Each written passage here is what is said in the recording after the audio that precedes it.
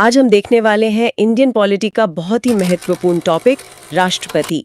इस वीडियो में हम राष्ट्रपति से रिलेटेड सभी अनुच्छेद ट्रिक से याद करेंगे, राष्ट्रपति का निर्वाचन की पद्धति आसान भाषा में समझेंगे और फिर अभी तक चुने गए सभी राष्ट्रपति के नाम ट्रिक से याद करेंगे और उनके कार्यकाल के साथ उनके बारे में समझेंगे। तो चलिए वीडियो स्टार्ट करते हैं। जी, और ये टॉपिक इतना जरूरी है कि शायद ही कोई परीक्षा हो जिसमें इससे सवाल ना आते हों। बिल्कुल। तो सबसे पहले शुरू करते हैं उन अनुच्छेदों से जो राष्ट्रपति पद की नींव है, मतलब अनुच्छेद 52 से लेकर 61 तक। हाँ, और इनको याद करने के लिए एक बहुत फेमस ट्रिक भी है, पकाने को का दुर्योदशम। जी, ये एक लाइन में 10 अनुच्छेद कवर कर लेती है। तो चलिए इसे एक एक करके समझते हैं। जरूर। तो पहला अक्षर है प, अनुच्छेद 52। प से पद बहुत सीधा सा है। अनुच्छेद 52 कहता है कि भारत का एक राष्ट्रपति होगा। ये पद राष्ट्र की एकता का प्रतीक है। ठीक है, प से पद। इसके बाद है का से कार्यपालिका शक्ति, अनुच्छेद 53। इसका मतलब है कि संघ की सारी एग्जीक्यूटिव पावर राष्ट्रपति में ही होगी। लेकिन असल में तो वो पावर प्रधानमंत्री और उनकी कैबिनेट इस्तेमाल करती है ना? बिल्कुल, राष्ट्रपति संवैधानिक प्रधान है, पर वास्तविक प्रधान प्रधानमंत्री ही होते हैं। ये एक बहुत ही महीन संतुलन है। तो प हो गया, का हो गया, अब नी। अनुच्छेद 54, नी से निर्वाचन, यानी राष्ट्रपति का चुनाव। और ये कोई आम चुनाव जैसा नहीं होता। हाँ, उन्हें एक निर्वाचक मंडल मतलब एक इलेक्टोरल कॉलेज चुनता है। सही कहा। और इस कॉलेज में कौन कौन होता है ये जानना बहुत जरूरी है। इसमें लोकसभा और राज्यसभा के चुने हुए सदस्य होते हैं और राज्यों की विधानसभाओं के भी चुने हुए सदस्य। एकदम सही। यहाँ चुने हुए मतलब इलेक्टेड मेंबर्स पर ध्यान देना जरूरी है। मनोनीत सदस्य जैसे राज्यसभा के वो 12 सदस्य वो वोट नहीं डाल सकते। अच्छा, और केंद्र शासित प्रदेशों का क्या? जैसे दिल्ली और पुडुचेरी। हाँ, 17वें संशोधन के बाद दिल्ली, पुडुचेरी और अब जम्मू कश्मीर की विधानसभाओं के निर्वाचित सदस्यों को भी इसमें शामिल कर लिया गया है। ये तो बहुत क्लियर हो गया। तो अब ट्रिक में आगे बढ़ते हैं। नी के बाद है को यानी कोटा या निर्वाचन का तरीका, जो अनुच्छेद 55 में है। इसे एकल संक्रमणीय मत पद्धति कहते हैं। ये सुनने में बहुत भारी लगता है। आसान भाषा में इसका क्या मतलब है? देखिए, इसका मतलब है कि आप सिर्फ एक उम्मीदवार को वोट नहीं देते, आप अपनी पसंद बताते हैं, मतलब वरीयता देते हैं कि मेरी पहली पसंद ये है, दूसरी ये और तीसरी ये। ओ, तो ये प्रेफरेंस वाला सिस्टम है। जी, इससे ये सुनिश्चित होता है कि जीतने वाले को ज्यादा से ज्यादा लोगों का समर्थन मिले। अच्छा, अब ट्रिक में अगला अक्षर है का से कार्यकाल, अनुच्छेद 56। ये तो सब जानते हैं, पद ग्रहण करने की तारीख से 5 साल का होता है। बिल्कुल। कार्यकाल के बाद अनुच्छेद 57। दो मतलब दोबारा नियुक्ति, मतलब क्या कोई व्यक्ति फिर से राष्ट्रपति बन सकता है? हाँ, भारत में इसकी कोई सीमा नहीं है, कोई कितनी भी बार चुनाव लड़ सकता है। जी, हालांकि डॉक्टर राजेंद्र प्रसाद के बाद ये एक परंपरा सी बन गई है कि कोई भी 2 बार से ज्यादा नहीं रहा। सही बात है। दो के बाद है यो से योग्यता, अनुच्छेद 58।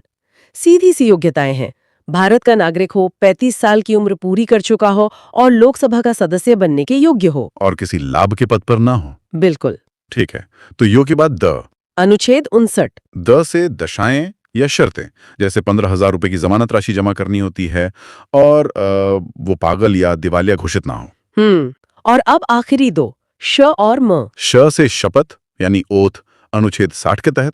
और राष्ट्रपति को शपथ कौन दिलाता है? भारत के मुख्य न्यायाधीश। सही। और अगर वो ना हो तो सुप्रीम कोर्ट के जो सबसे वरिष्ठ न्यायाधीश होंगे वो दिलाएंगे। बहुत बढ़िया। और अब सबसे आखिरी और सबसे महत्वपूर्ण अक्षर महाभियोग, इम्पीचमेंट, अनुच्छेद 61। जी, अगर राष्ट्रपति संविधान का उल्लंघन करते हैं तो उन्हें इस प्रक्रिया से हटाया जा सकता है और ये प्रस्ताव संसद की किसी भी सदन में लाया जा सकता है। भारत का सबसे शक्तिशाली व्यक्ति कौन है? अगर ये सवाल किसी से भी पूछा जाए तो शायद जवाब मिलेगा प्रधानमंत्री। हाँ, ज्यादातर लोग यही कहेंगे। लेकिन देश का जो सबसे ऊंचा पद है, प्रथम नागरिक का दर्जा, वो तो राष्ट्रपति का है। तो ये क्या पहेली है? क्या राष्ट्रपति का पद सिर्फ एक औपचारिक पद है, एक रबर स्टैम्प? ये सवाल बहुत दिलचस्प है क्योंकि इसका जवाब हाँ भी है और नहीं भी। देखिए, हमारे संविधान निर्माताओं ने एक बहुत ही सोचा समझा संतुलन बनाया था। संतुलन किस तरह का? उन्होंने ये व्यवस्था सीधे सीधे ब्रिटिश वेस्टमिंस्टर मॉडल से अपनाई। वो एक ऐसा राष्ट्र प्रमुख चाहते थे जो पूरे देश की एकता का प्रतीक हो, जो रोजमर्रा की राजनीतिक खींचतान से ऊपर रहे। अच्छा। इसलिए उन्होंने सरकार चलाने की जो असली शक्ति है वो प्रधानमंत्री और उनके मंत्रिमंडल को दी, और पद की गरिमा और सम्मान राष्ट्रपति को। मतलब एक तरह से राष्ट्रपति देश के मुखिया है और प्रधानमंत्री सरकार के मुखिया। बिल्कुल सही। इसे किसी असल उदाहरण से समझ सकते हैं? हाँ, क्यों? जीएसटी कानून को नहीं ले लीजिए। ये विचार किसका था? प्रधानमंत्री और उनकी सरकार का। हाँ। बिल को तैयार करना, उसे संसद में पेश करना, उस पर बहस करवाना, ये सब काम सरकार ने किया। संसद के दोनों सदनों ने उसे पास भी कर दिया, लेकिन तब भी वो सिर्फ एक विधेयक था, एक प्रस्ताव। कानून नहीं बना था। नहीं, वो देश का कानून तब बना जब उस पर राष्ट्रपति ने अपने हस्ताक्षर किए। वो अंतिम संवैधानिक मुहर है, जिसके बिना सरकार का कोई भी बड़ा फैसला कानून नहीं बन सकता। वाह! यानी संविधान की बुनियाद ही इसी बात पर रखी गई है कि एक राष्ट्रपति का पद होगा और देश की सारी कार्यकारी ताकत कम से कम कागज पर उन्हीं के पास होगी। अनुच्छेद 52 और 53 यही कहते हैं। तो फिर अगर ये पद इतना महत्वपूर्ण और सम्मानित है, तो इस पर बैठे व्यक्ति को चुनता कौन है? ये प्रक्रिया तो हमारे आम चुनावों जैसी बिल्कुल नहीं है। बिल्कुल नहीं, ये एक अप्रत्यक्ष चुनाव है। अप्रत्यक्ष मतलब ये कि देश की आम जनता सीधे वोट नहीं डालती। राष्ट्रपति को चुनने का काम एक खास समूह करता है, जिसे निर्वाचक मंडल या इलेक्टोरल कॉलेज कहते हैं। और इस चुनाव का संचालन वो भारत का चुनाव आयोग करता है। ठीक है, तो इस निर्वाचक मंडल में कौन कौन लोग होते हैं? इसमें हमारे ही चुने हुए प्रतिनिधि होते हैं। मोटे तौर पर 3 तरह के लोग। पहला, लोकसभा के सभी चुने हुए सांसद। दूसरा, राज्यसभा के सभी चुने हुए सांसद। और तीसरा, देश के सभी राज्यों की विधानसभाओं के चुने हुए विधायक। अच्छा, इसमें केंद्र शासित प्रदेश भी शामिल है? हाँ, दिल्ली, पुडुचेरी और अब जम्मू कश्मीर जैसे केंद्र शासित प्रदेशों की विधानसभाओं के विधायक भी शामिल हैं। आपने हर बार चुने हुए शब्द पर जोर दिया। इसका मतलब है कि जो सदस्य मनोनीत होते हैं, यानी जिन्हें नॉमिनेट किया जाता है, वो इसमें हिस्सा नहीं लेते। एकदम सही पकड़ा। यही इस पूरी प्रक्रिया का सबसे दिलचस्प पहलू है। वो कैसे? जैसे राज्यसभा में राष्ट्रपति खुद कला, साहित्य, विज्ञान और समाज सेवा जैसे क्षेत्रों से 12 सदस्यों को मनोनीत करते हैं। हाँ, करते हैं।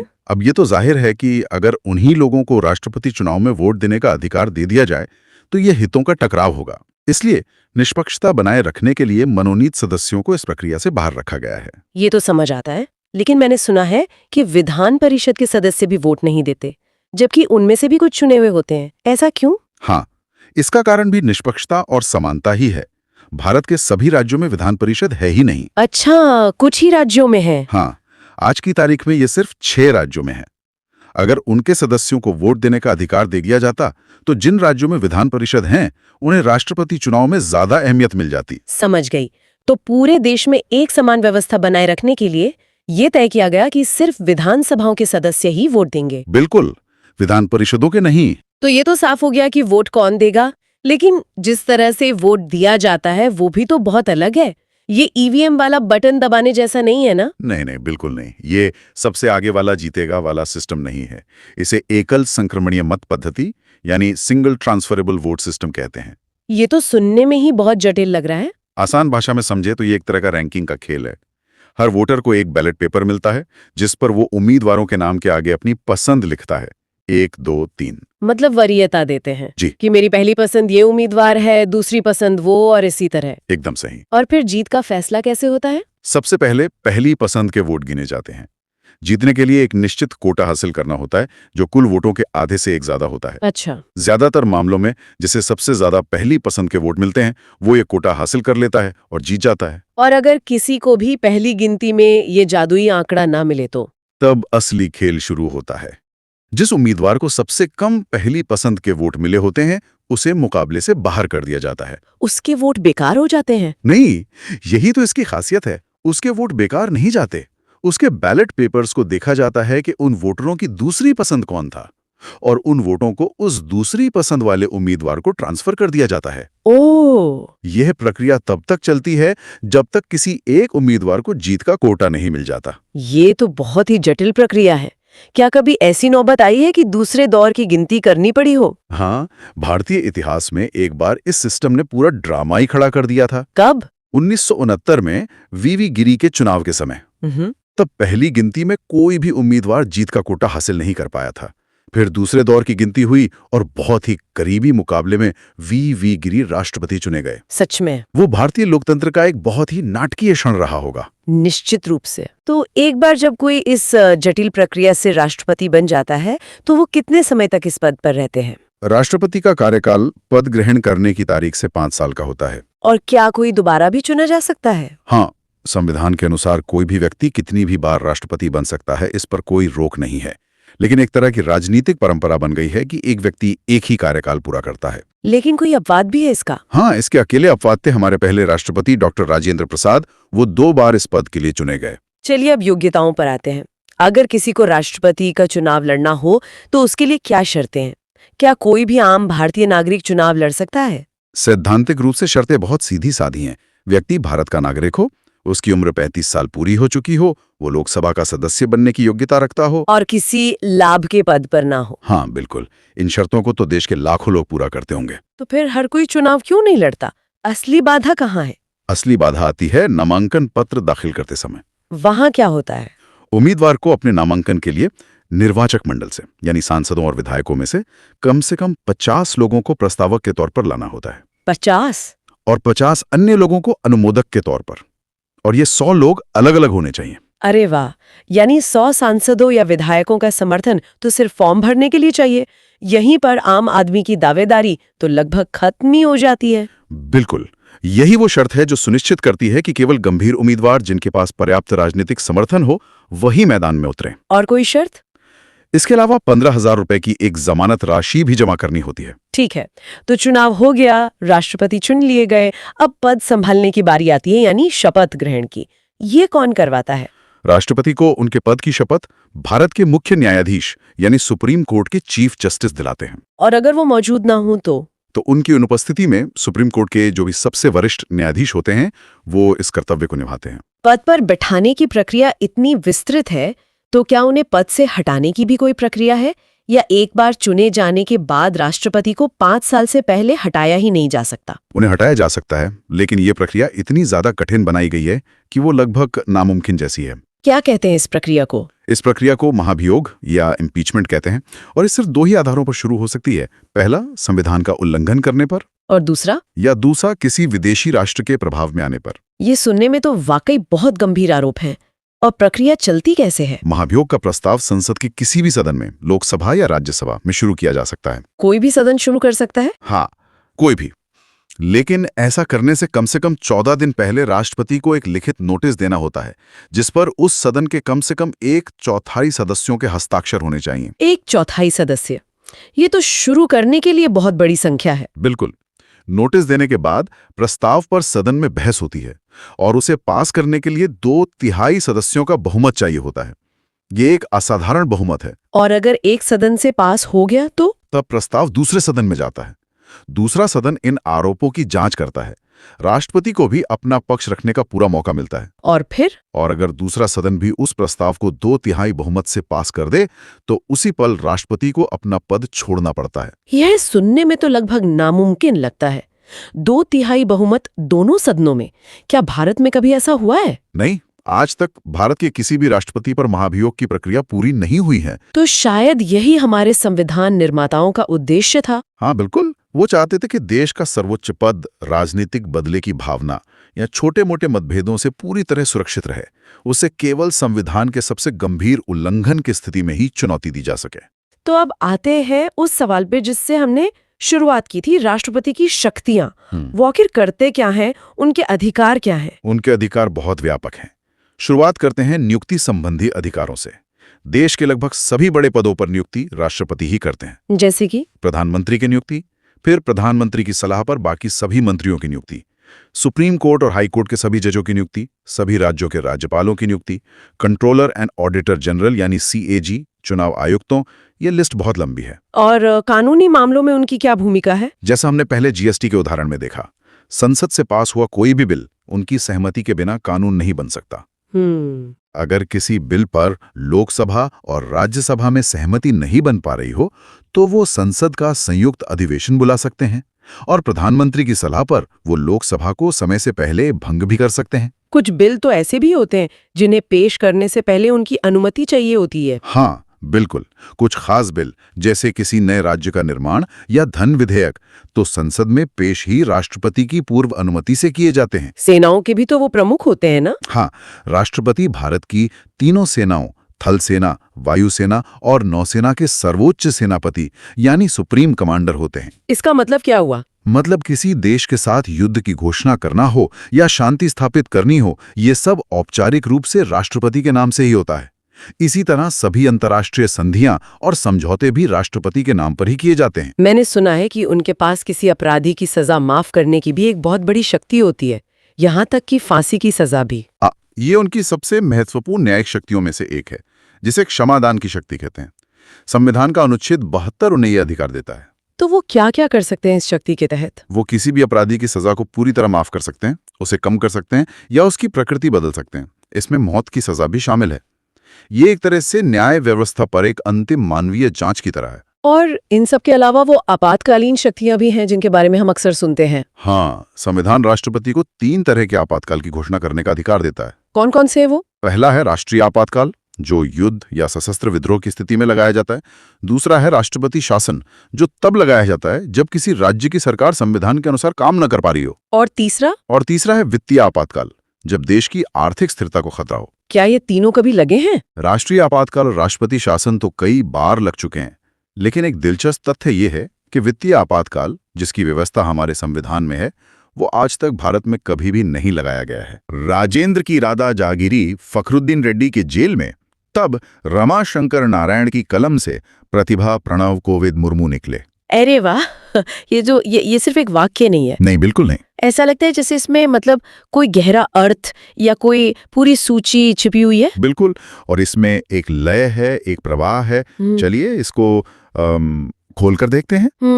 पहला हिस्सा है राजेंद्र। हाँ, ये तो स्पष्ट रूप से भारत के पहले राष्ट्रपति डॉक्टर राजेंद्र प्रसाद की ओर इशारा करता है। और फिर राजेंद्र की राधा में जो राधा है वो सर्वपल्ली राधाकृष्णन के लिए है।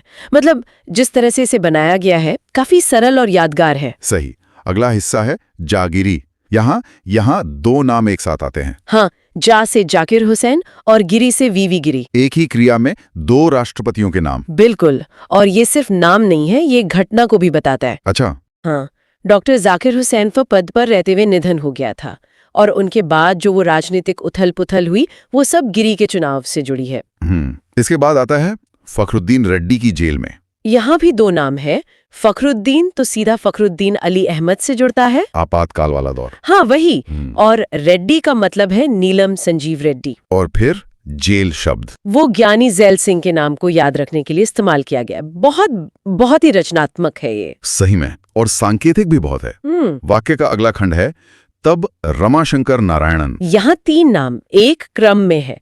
रमा का उपयोग आर वेंकटरमन के लिए किया गया है, और उनके समय में तो काफी राजनीतिक अस्थिरता भी थी, बहुत ज्यादा। फिर शंकर मतलब शंकर दयाल शर्मा। हाँ। और नारायण जो की आर नारायणन को दर्शाता है, भारत के पहले दलित राष्ट्रपति। इसके बाद एक बहुत ही प्रभावशाली शब्द आता है की कलम से। कलम शब्द, ये सुनते ही तुरंत डॉक्टर APJ अब्दुल कलाम की याद आती है। और कोई हो ही नहीं सकता। बिल्कुल, ये उनकी पूरे व्यक्तित्व से भी जुड़ता है, उनकी पूरी विरासत से। और अब वाक्य का अंतिम हिस्सा प्रतिभा प्रणव कोविद मुर्मू निकले। ये हमें बिल्कुल हाल के राष्ट्रपतियों तक ले आता है। प्रतिभा यानी प्रतिभा देवी सिंह पाटिल, भारत की पहली महिला राष्ट्रपति। हाँ, फिर प्रणव से प्रणव मुखर्जी, कोविद से रामनाथ कोविंद, और अंत में मुर्मू यानी द्रौपदी मुर्मू, भारत की पहली आदिवासी महिला राष्ट्रपति। कमाल है। इस एक वाक्य ने तो भारत के सभी राष्ट्रपतियों के नामों को उनके सही क्रम में सफलतापूर्वक समेट लिया है। बिल्कुल, ये सिर्फ एक ट्रिक नहीं है, ये एक तरह से भारत के लोकतांत्रिक सफर की कहानी है। तो पूरा क्रम एक बार फिर से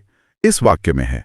राजेंद्र की राधा, जागिरी फखरुद्दीन रेड्डी की जेल में, तब रमाशंकर नारायण की कलम से प्रतिभा प्रणव कोविद मुर्मू निकले। राजेंद्र प्रसाद, सर्वपल्ली राधाकृष्णन, जाकिर हुसैन, वीवी गिरी, फखरुद्दीन अली अहमद, नीलम Sanjiva Reddy, Giani Zail Singh, R Venkataraman, Shankar Dayal Sharma, KR Narayanan, APJ Abdul Kalam, Pratibha Devi Singh Patil, Pranab Mukherjee, Ram Nath Kovind, Droupadi Murmu.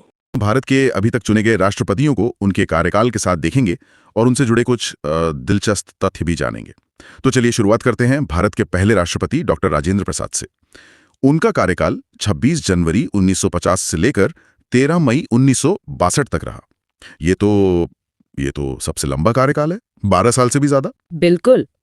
और एक दिलचस्प बात यह है कि वो अकेले ऐसे राष्ट्रपति हैं जो 2 बार चुने गए। अच्छा।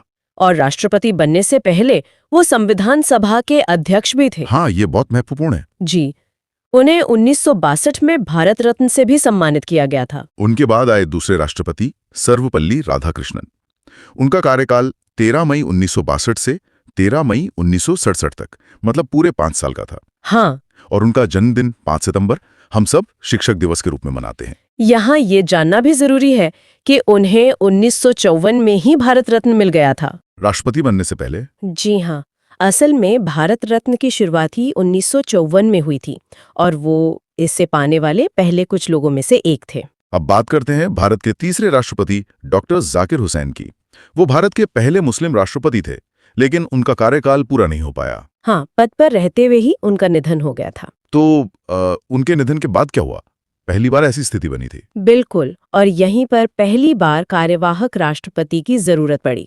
तब वीवी गिरी ने 3 मई 1969 से कार्यवाहक राष्ट्रपति का पद संभाला था। और फिर इसके बाद भारत के चौथे राष्ट्रपति भी वीवी गिरी ही बने। जी। उनका कार्यकाल 24 अगस्त 1969 से 24 अगस्त 1974 तक रहा, और वो अकेले ऐसे व्यक्ति हैं जो स्वतंत्र उम्मीदवार के रूप में राष्ट्रपति चुने गए। हाँ, ये एक बहुत ही रोचक प्रक्रियात्मक पहलू है।